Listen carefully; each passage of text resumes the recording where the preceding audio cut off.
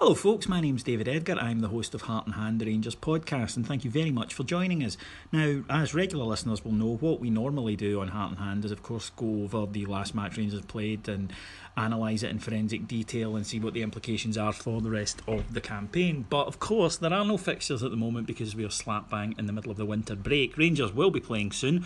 They're over in the US at the moment preparing to play a couple of friendlies as part of the Florida Cup tournament, and we will have all the info on that as it happens.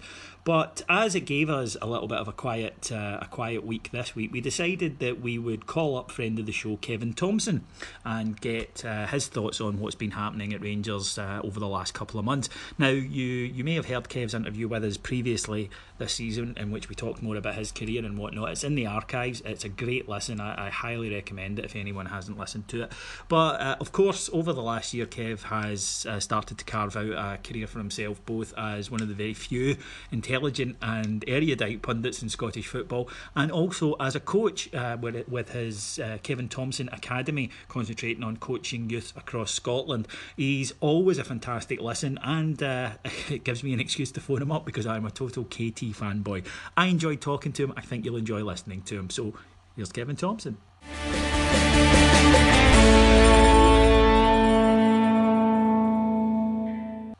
Joining me today is a friend of the show and all-round good guy, now of course leading pundit with BT Sports and Rangers TV, Kevin Thomson. Kevin, thanks for joining us again. Thanks, mate. Pleasure to be on as usual. It's always good to have you on. Now, first thing I want to get your reaction to, because you're one of the few guys that Rangers fans actually like to hear do this sort of thing. I don't know about leading pundit there when you said that. Well, you're the only one we count. The rest of them, the only one with a good opinion. The rest of them we don't like. So, you think I'm going to ask Chris Sutton on here? That would go down well. I know, not unless I've dug a hole and covered it with branches. See that 150,000 viewers you were talking about? I don't know if it would be that. 7, and people sending things to my house. No, I know where my bread's buttered, but the Rangers, of course, went to Parkhead, and I don't think a lot of people were giving them a big chance. And I said in the show last week, I'll describe it to you, but we described it to the punters. My emotions, Kev, went before the game, just don't get humiliated. At half time it went, we'll take a draw, and then by the end I was like, we should have won that. It was probably the same, to be honest, when I was sitting watching it. That's probably the best way to describe it. My opinion would be that mindset that you had is a mindset that the players can't have. They can't have any thought of going to Parkhead and thinking that let's just not get trounced today, let's play for a draw. That when you play for Rangers, you have to go there believing that you can win, and until that changes, and to be fair, some of the games that I've seen live on the telly and some of the games that I've covered, albeit we've always touched on inconsistency, I think it's something that is apparent for everybody to see. But the good thing, in my opinion, is that second half performance, that performance that they got after Celtic, they made it a bit scrappy. They won second balls. They rolled their sleeves up. They started to believe. Candia's chasing all the way down to the corner. I've seen the opposite at Easter Road. Aye. So what Candia's done in Old Firm is something that, like, not just singling him out personally, but it's in a lot of the Rangers players' make-up that performance in the second half. Tavernier, best player in the park by a country mile. He has to produce that week in, week out. Yeah, I watched him against Kilmarnock, and the wee boy Jordan Jones gave him a real hard time. So, in my opinion, the belief, the mannerism of each individual has to be that they can believe that they can go to Celtic Park and put on that performance week in, week out. And in my opinion, if they can find that within their belly, then the Rangers team will have big leaps and strides to making inroads to being a proper Rangers team. What's it like for young boys going into a game? I know you're a big fan of Ross McCrory, and the Rangers fans that I've spoken to, and myself obviously, I mean, we were over the moon at his performance because he seemed to want to tackle everybody wearing a green and white top in that stadium on the day. That felt a bit like me. That did. He's look at that. I'm a big fan of him, and I touched a wee bit on BT when I done my first go comms for them against Kilmarnock, and I felt that him and Jason Holt as a 2 playing against a 3 at Kilmarnock was a new experience for them. It was a difficult experience for them playing against a boy Malumbo, who was a really good player. He played really well on the day, and these are challenges that are going to face Ross. You know, going to places like Celtic Park and playing against Scotty and playing against these players that, look, Scotty's there to be shot at all the best players are. When I come through, I played against Barry Ferguson and I wanted to try and beat him. I wanted to try and get on top of him when I played with him. I had the utmost respect for him. But Ross is a young boy that no matter who he plays against, he has to have that belief that he's better than them. He can compete with them.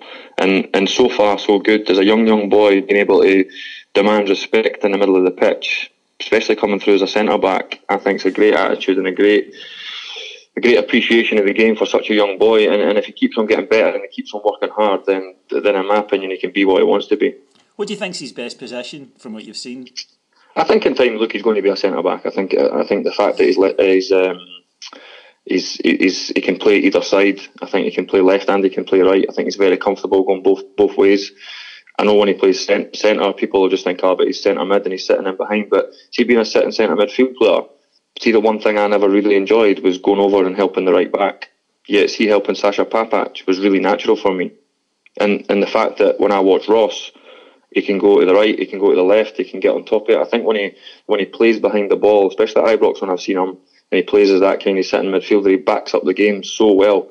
And that was something that was really important in my role when I was at Rangers, that when we had teams penned in, I was always the one that if teams tried to counter on us or they tried to escape, I was always the one that sensed the danger, always the one that kept the pressure on, being in the right position. And Ross at 19, just turned 19, isn't he? Right. Is remarkable that he sees these pictures. I think it's a different picture when he plays as a two, because you then have to have an onus of trying to create stuff, which is really difficult, especially being a natural centre-back. But I think as he gets better and better and better, I genuinely think he can be a huge asset for club and country. Another couple of Scottish boys I'd like to talk about, because I think they had probably their best outings for us, were Danny Wilson, who was skipper after Bruno Alves went off, and David Bates. Bates is a guy that's had a fair bit, and I've said on this show, a wee bit unwarranted criticism, I think. But as a defender, what are your thoughts on the two, their performance first of all, and then Bates' potential moving forward?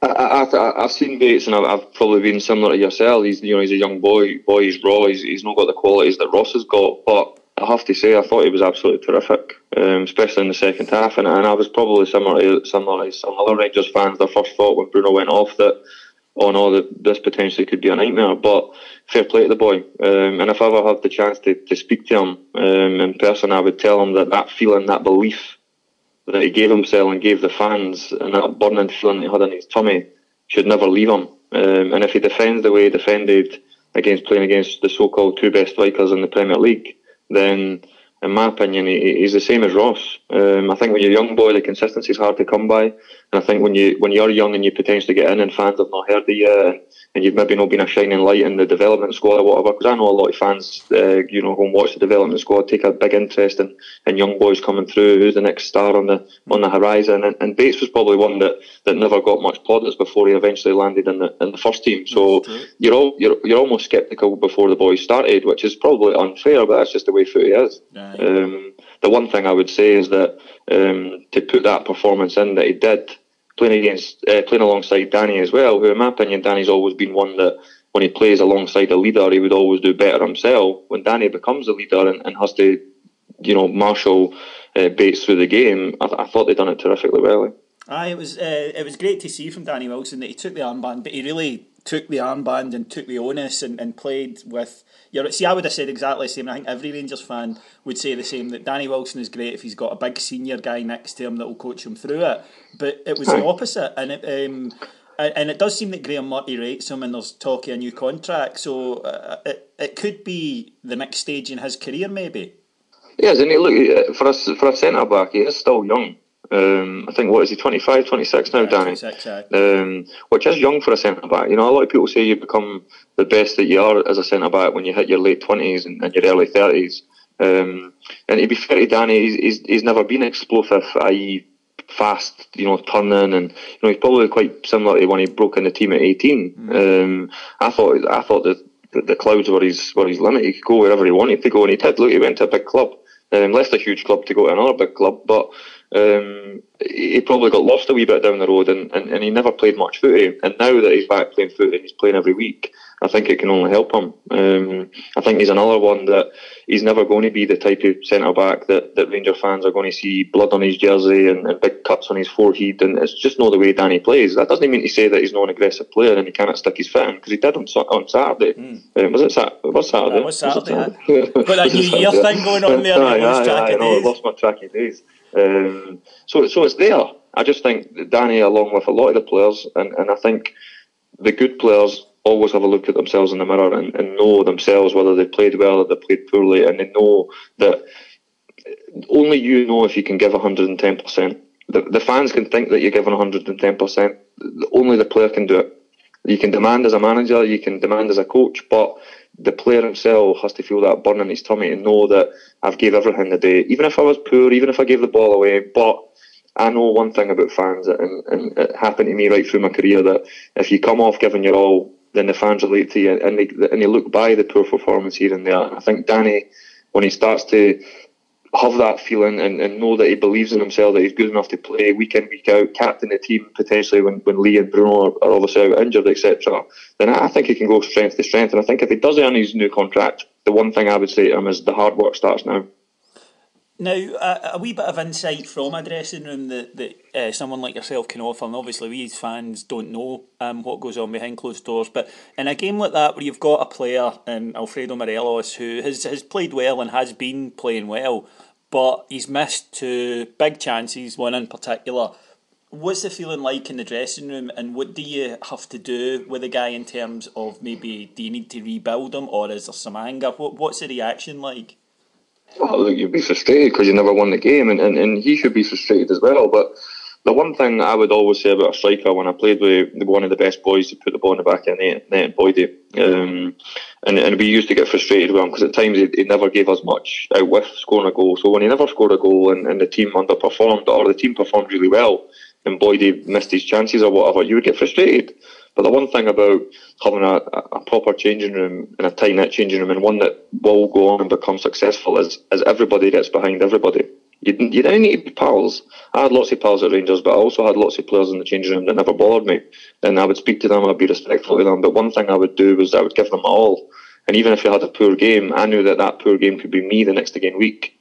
So I think when you start to get bickering and you start to blame other people and you start to have excuses that, we played well but he never put the ball in the back of the net, in my opinion it's poison, and it shouldn't happen, and it's a weak mentality to blame others. Never have excuses, never blame other people, and always get behind each other. And if you do, in my opinion, and it's only my small opinion, but you will create a successful changing room that when you go to the trenches, and you have to when you're at Rangers, the trenches come every other week because teams are hard to beat. They raise their game against you, and if you know that you've got 10 players behind you back in your corner, then you can fight the world out. This Rangers team seem to have a kind of strange ability to raise their games against teams that are maybe expected to do more against them. I'm talking Aberdeen, Hibs, Hearts away, all those games, and now obviously Celtic. But they can struggle when it comes up against, with no disrespect to them, teams that they're expected to beat. Is that a mentality thing, or is it a system thing? I think it's a mentality thing. The one thing I always remembered when I was there was that the big games took care of themselves. And why is that? I used to always ask myself when Walter used to say that we've got Hibs away, Hearts at home, Celtic away. It's a crucial period for us. If we get 9 points, you'll get another championship medal. That was the onus that he used to put on us when the big games come calling, and he never had any fear that we would look after the big games. Yet when we went away to St Mirren or we went away to Hamilton, and you've seen a different animal and a different approach to how he tried to psych us up. And that bled into the team, that bled into individuals that we knew when we were going to Falkirk, and John Hughes had them popping it around, and you had Latapies, the boy Lima in the middle of the pitch, Arfield, young legs in the middle of the pitch, and they popped the ball about for fun. Falkirk, at times we went chasing, but the one thing is we would leave and we would win 3-1. That was the difference. That no matter how many times you went to Kilmarnock and you went to these type of places that were difficult places to go, it was another game for us. It was another game that we had focus on, that we were going to go and win. And Walter gave us that belief, that mentality. And whether it comes from Graham, or whether it comes from senior players like Kenny, or whether it comes from the individuals that are there themselves, When I was at Rangers, I was only 22, 23, so it wasn't as if I was there when I was like 30 and this big experienced player. I had to learn really, really quickly the demands that were placed upon us, and the older players like Baz and Davy Weers, and obviously having people like Coisties in around the place, and obviously the governor and Walter. Then it was easy for me to transpire into knowing that I had to win every week. And sadly, no matter if it's me saying it or if it's someone else saying it or it's the fans saying it, the players in that changing room, the players that go to Auchenhowie every day have to have a realisation in themselves as individuals that they need to win every week. And it doesn't matter how you play at times, you have to win. And the sooner they realise that, the better. Absolutely. It does seem that Rangers, they're moving on now to the transfer window, it does seem with the first two deals that have been done, the Sean Goss from QPR and looks like Jamie Murphy will be announced today, that Rangers are making a conscious effort to go after British players. You may say that they're coming from England, but the same mentality. It does seem to be a kind of conscious decision from the club to go down that different route, and it kind of reminded me of the winter that you arrived, because it had been similar that summer. What do you think the idea behind that is? Because you experienced something similar. Well, when I used to play against Paul Le Guen's team, and look, and Barry and that played in Paul Le Guen's team, and I played against a player that I had that most respect for. And Walter actually told me the day that I signed that, or leading up to when I was signing, that I was a better player than Jeremy Clement. And if he could swap Jeremy Clement for Kevin Thomson, then when do we sign? And that gave me great, pride and that feeling within myself as a player, as an individual, that I was a good player. I believed that I was a good player, but that really gave me an honest to think, that can be what I want to be. And when I look now back at that Paul Le Guen team, I thought they were really soft. And maybe likes to be called soft, but I still remember playing against Paul Le Guen's team at Easter Road, and Chris Cullen scored. You would need to double check what the score was. I'm pretty sure it was 2-1 or 2-0, and Barry played that game. I think Barry might have got sent off for kicking me, and they played against I think Alex Ray might have played that day as well. But there was a big influx of foreign lads that played. Two centre backs. I think one might have been Rodriguez, and the other one was the Svensson, maybe the Swedish lad. And we just got at them. And why did we get at them? Yeah, I played against other Rangers teams where you tried to fight them and they'd fight you back. Yeah, that team never had any fight in it. And I don't know if it's British, because look, we've right across the world we see some foreign players and some foreign teams right at the top that are amazing. But the sad thing is the foreign players that Rangers were signing aren't at the top. Aye. That's the reality. The best players in the world, some of them are foreign and they're mouth-watering, and they're all the players that everybody aspires to be. But in reality, Rangers haven't got £200,000 a week foreign players. So you're not getting the cream of the crop and boys that know what it takes to play for Rangers, because top players do. It's ingrained in them. It's a mentality that they're born with, or they inherit, or they try and find a way of being the best they can be. And in my opinion, a British team, a good British influx with Graham Dorrans, Ross McCrory, Danny Wilson, Wes Thorne. I think Wes is a really good goalkeeper. And then you start to go through the team, and you get Jamie Murphy, you've got Kenny. I know Kenny's obviously out injured, etc. But all of a sudden, you've got a British-based feel to the team. And in my opinion, I'm not saying that Rangers are going to win the league and everything's just going to turn just because they sign a few British players, but I certainly think it's a good step in the right direction. Yeah, it helps with the mentality, because you've spoken about that a lot, and I think it's something that Rangers fans agree with, that we're not going to change, so the expectation level isn't going to change, so the players coming in have got to be aware of it. And maybe, I mean, you're obviously a Hibs fan growing up, and although you weren't there, you knew the mentality that was needed, you knew the expectations, there was no settling in period with regards to that. You knew they're going to be on at me and I've got to deliver pretty quickly. Aye, it was a big wake-up call for me. And I've said to you before, I don't know if I'd done it in the last podcast or I'd done it in a question and answer, when I'd signed there, although I had a difficult period the last 3 or 4 months, last 3 or 4 weeks under John Collins, I used to take a lot of pressure within myself, being a club captain, one of the youngest club captains at Hibs, a boyhood fan, and it really hurt me when we got beat every week. It hurt my dad, it hurt my pals, and I was probably one of the players in that changing room that, being a boyhood fan, it hurt probably that tiny wee bit more. And that's just the reality, because you're a fan. When I then went to Rangers, the expectation level just maximised like I'd never believed that was possible. And I thought I'd done all right for the first 5 or 6 months, and I still remember going to see the boss. And I don't know if you've heard this or you know. And he said to me, "How you doing?" And I says, "Good, Gaffer." I was a wee bit worried, a wee bit panicky, like first meeting with the boss. And he said to me, "How do you think you've been doing?" And I says, "I think I've been doing all right. I'm enjoying it. I've been playing all right, and I've been training hard, working hard." I says, "I'm loving it." And he said, "Son, is he doing all right? It's not fucking good enough." and that was me. That was the biggest kick in the teeth that I'd probably had in my young career. That being all right and doing all right is not good enough at Rangers. So I had to change, and I changed very quickly. That if I thought I was working hard, I worked harder. If I thought I was doing all right, I wanted to do better. And that mindset, in my opinion, is something you've either got and you embrace, or you fail. Well, at the live show, actually, I should point out that Kev turned up wearing a cardigan, and one of the brown brogues. Yep, and one of the first things shouted out. You mentioned Walter. Somebody went, "Who your da?" Which was. I used to get a lot of stick off the lads for that. I was Walter's boy, and Coisty used to give me a hard time for it. But look, that was the way Walter was. It didn't matter if you were Davy and you were 36, 37 when I played with Davy, or you were kind of like the younger generation, your Huttons, myself, Whitties, Nazies, Boydies, the kind of young pretenders coming through. He treated us all the same, and it didn't matter if Davy had a kick up the backside or it was me. He just knew the right way to do it, and that's why he was the best. Oh, don't. It's too painful to listen to. Well, speaking of that, it seems a perfect point then to move on. Big year for you last year, 2017, with the start of the coaching school, and things seem to be progressing pretty well. So, first of all, let's have a wee chat about that, and then we'll talk more about your kind of coaching ambitions. First of all, how's the school going?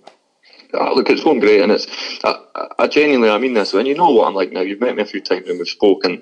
I mean this for the bottom of my heart. I'm humble with the fact that it's went so well. And when I started it, I wanted it to do well. Of course I did, but I never ever envisioned that it would do as well as it has. And the biggest bit of pride that I have is the fact that any kid, any ability, any age, starting from 5, right up to men, to adults, can come.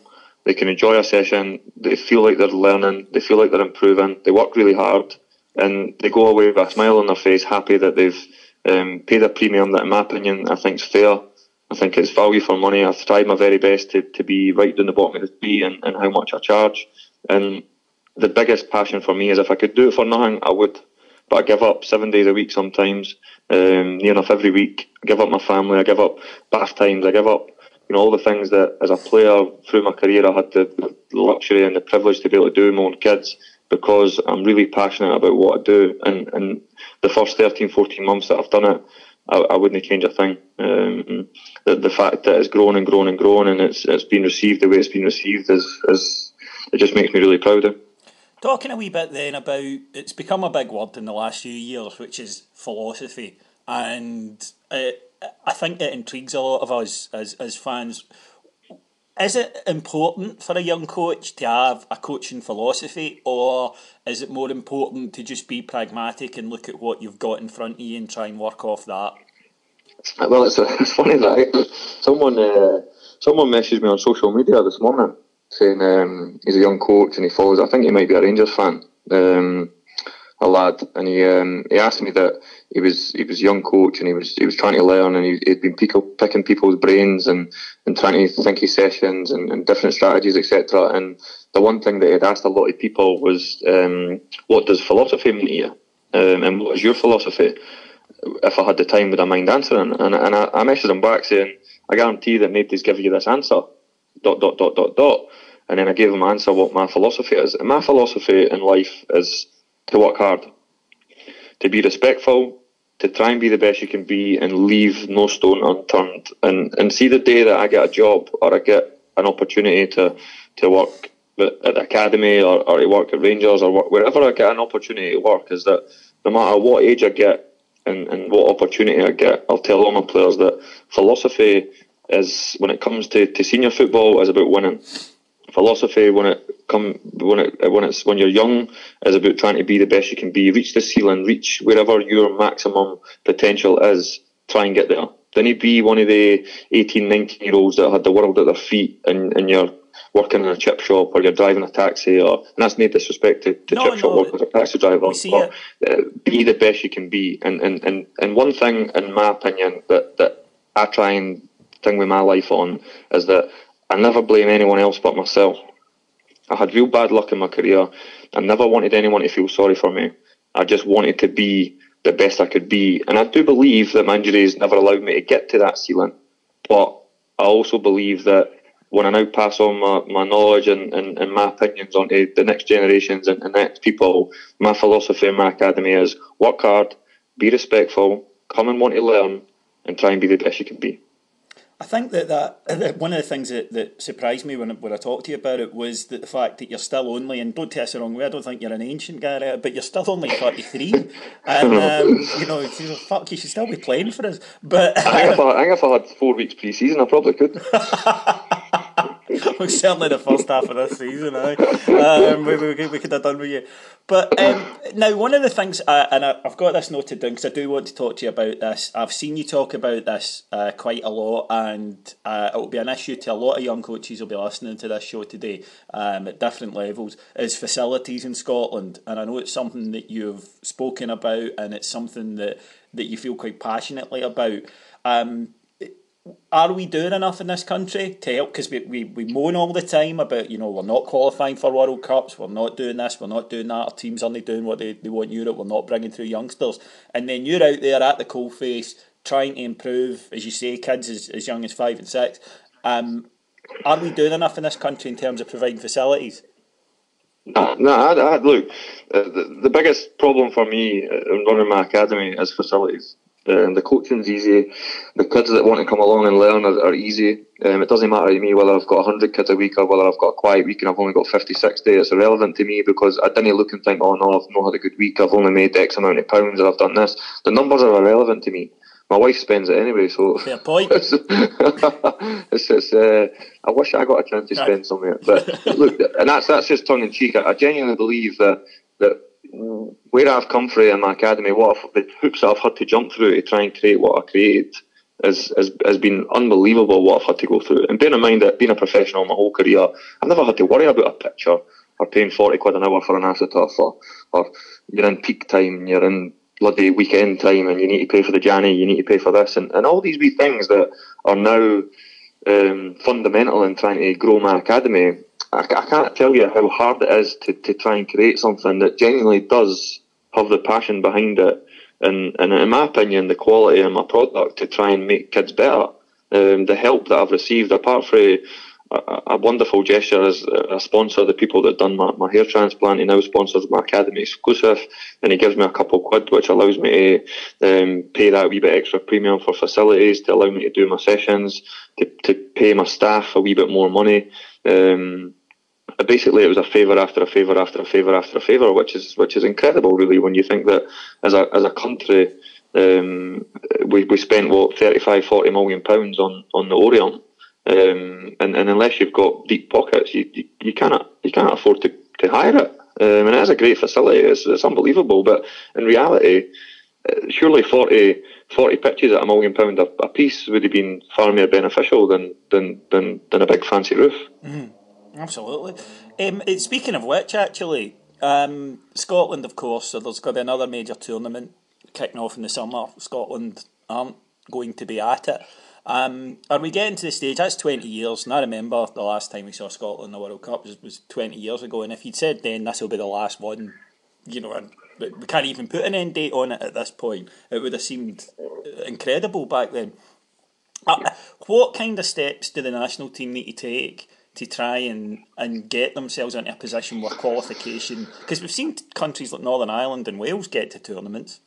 No, it's a big frustration. I mean this for the ball. I love footy. I eat, breathe, sleep it. I think it every day. Obviously, more so in my academy now. That obviously that's what I've got. But the senior game, the grassroots, the pro academies. I'm always thinking. I'm always sitting on my sofa, coming up with different ideas of how we could try and make things better. And see, the sad reality, in my opinion, is that these things are long term. They're longevity. Whether it was me, whether it was Walter, whether it was someone else that's far better than me gets an opportunity to try and change things. They can't change overnight. The bad thing, in my opinion, is that the longevity of these jobs, that if you do it wrong for 10 years, we've lost 10 years. Yeah. So it's about getting it right. And how do you get it right? In my opinion, the system has to change, because whatever we've been doing for the last 20 years, like you say, and bear in mind, you think of some of the Scottish players that we've had, Barry Ferguson, one of the best Scottish players that we've probably seen, especially in my era.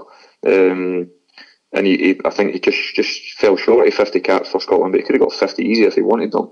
He could have prolonged his career, and he never got an opportunity in his prime to play at a majors. It's mad. And are we going to see other Barry Fergusons coming off the conveyor belt? The likelihood is probably no, but it's going to be a long time before you find players as good as him. So how is our game going to get better if boys like him never succeeded in the system? He succeeded personally at club level because he had a brilliant career, but internationally he never. And the big thing for me is that Project Brave and the stuff he can, let's make the best coaches better and the best players better. And what about the rest? I'm the same as my mum. I can walk around the pitch on a Saturday morning and say, "Oh, that wee lad is a good wee player." But also, from my own naked eye, now know that some of the best players in my academy 13 months ago, when I first started, aren't the best players in my academy now. Yeah, because they all develop at different rates. Of course they do. And some kids can pick up things really quickly and learn really quickly, and other ones take time. And it's the same at any level. I do believe that you have got a gift and you've got natural talent, and the idea as a young coach, as any coach, is to try and maximise that talent. The maximise in talent also has to come from the individual. And I have kids that come to my classes, and at times they can muck around. I go to become a guest coach, and at times they muck around. It's just the way it is. And in my opinion, that's just people turn, that's grassroots, it's community clubs, it's this, it's that. No, that's right across the board. That's right up to, I've seen it in myself at youth team level, at professional clubs. At the best professional clubs I've been at, kids didn't give themselves the best opportunity to maximise their talent because they didn't work hard enough. And we have to find a system that maximises these kids to be the best they can possibly be and give them realisation of what it really takes to get to the top. And in my opinion, there's not enough people in the system that know what it takes. Well, 2018, here we are, start of a new year and everything. Now, you're one of the most driven guys that I've ever met, and I'm talking in any business, and I've worked with a lot of guys in my business career that absolutely were, eat, breathe and sleep at work, and you're exactly the same as that. What's the plan for you, and the short term, and where do you hope to be kicking into 2019? I just look, it's becoming my kind of quote. I want to be the best I can be. I started as a young coach. I knew this bridge was coming one day when I was playing. The last 2 or 3 years of my career, I was treading water really. I never had the spark that I had in my legs. I had it in my belly. I've still got it in my belly now, but I knew that the performances that I was putting in, the problems that I was having with my legs, this bridge was coming, so I planned for it. And I started to watch footy. I started to change my mindset a wee bit when I was listening to managers, when I was watching training, when I was seeing the way boys act in different changing rooms. Going to Dundee was a real good eye opener for me in my career. Seeing how different players at different levels react to windy weather outside, to having to go on a bus to training, and the pitch being soft and the session being poor, and seeing what I never ever heard one player complain about the wind when I was at Murray Park. Never. And I did actually hear a player on international level complain that it was too hot when I went to Macedonia with Gordon Strachan, and Gordon Strachan overheard the player saying that it was too hot, and he said, "See if it's too fucking hot, get a plane home and you can fuck off, because you know what I need." And he didn't actually single the player out because the player was playing. And I don't name the player, but I was there at 28, called into the squad. I hadn't been in the squad for a few years, was back at Hibs under Pat Fenlon, and these wee things are all the wee snippets. Like that was what, 5 years ago, 6 years ago nearly. I still remember it like it was yesterday. that's me as a person. I try to fill my brain with as much information as I possibly can to give myself the best opportunity to get into the top of being a young manager, young coach, and where that ends up being, I don't know. I'm just excited to try and give my best to get to where I want to get to. So Kev, as always, coming out of one of these conversations with you, I'm wanting to go and run up hills and kick people, and our listeners will be the same. So where can they get in touch, and where can they? I mean, as you've mentioned, not only can they bring their kids along, but they can come along as well. How's the best way for them to get in touch with you? Well, look, I never set the business up as obviously a money-making scheme. I never. And so when adults do book in, I say to them that, look, I'm quite happy to give you some advice to how to get fit or what to do, etc., rather than waste your money to come to me for one session. I have had plenty of adults in, and it's the same. Obviously, the academy was designed to obviously try and get kids to become better at footy at all different levels, all different abilities. But look, anyone's welcome, and now I'm really proud that people sit in the car for an hour and a half, right up to 2 hours, to travel all the way to Edinburgh to get sessions off me, which is brilliant. It's a great appreciation of the backing that parents give their kids. Trying to give them an opportunity to be the best they can be, and if you obviously, I've had lots of people trying to get me a website, etc., up and running, but I'm quite happy to coach at the back of my car, coach on a grassroots pitch, and you can find us obviously at Facebook and obviously on Twitter, at social media. So give us a follow, give us some feedback, any advice, any support is always appreciated, and onwards and upwards.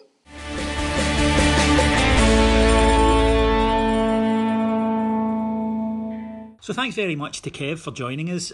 He's always a great listen, I think, and I admit I'm a huge Kevin Thomson fan, both of them as a player, but also in his career afterwards. There's some guys you just know are going to be a success in life at whatever they choose to do, and he's one of those guys. He's so driven, and he's got such a great attitude about everything he does that I just can't see how anything is going to hold him back, to be honest. And I love that he's so open to come on and talk to us here and talk to the fans. Of course, he's done a live show with us, and he'll be doing another one soon. We'll be coming to the East Coast. We're coming to Dunfermline, and we'll announce ticket details of that soon.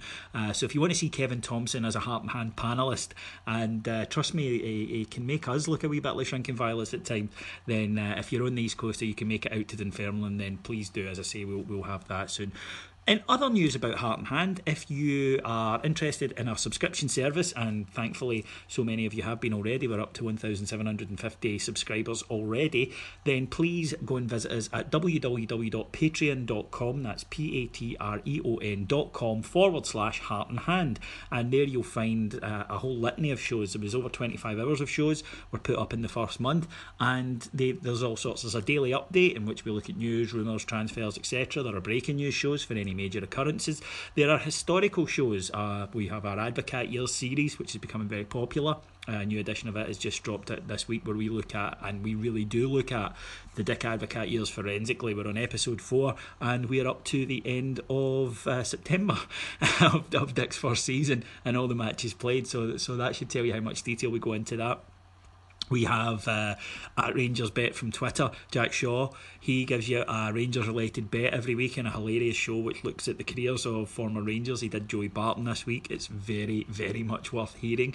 We also started a show called The Millennial Bears, where two young guys who grew up in the 2000s will look back on major events that happened to Rangers in that decade. So there really is something for everyone on there. We'll be bringing you phone-ins, and there's loads of Q&As and stuff happening there. It's really good. It's $1.99 per month or $3.99 for the full lot. You get more content with the higher tier, obviously, but the $1.99 still guarantees you a hell of a lot of content. And if you're the type of person who, like me, listens to podcasts when they're walking the dog, when they're at work, if you've a desk job or whatever, or even just for a commute, this is, I think, a really, really good site for you. Because if you like listening to Rangers, if you're like me, your first thought in the morning is, oh God, it's morning, have Rangers signed anyone? Then I think you'll enjoy this show. So that's my wee plug in for that. If you want to get in touch with me, I'm at IBroxRocks on Twitter. Please give Kevin a follow if you haven't already. He's at K Thomson Academy on Twitter, and go and support him in all the work that he does. And then in a few years, when he reaches the level of career that he thinks and know he's going to reach, you can say, I backed him back when, and be smug to your mates in the pub. I'd just like to thank our executive producers in London, Mr. Mike Lee and Mr. Paul Myers, and to thank you all for listening. We'll be back on Thursday with Heart and Hand Extra. Take care. Bye.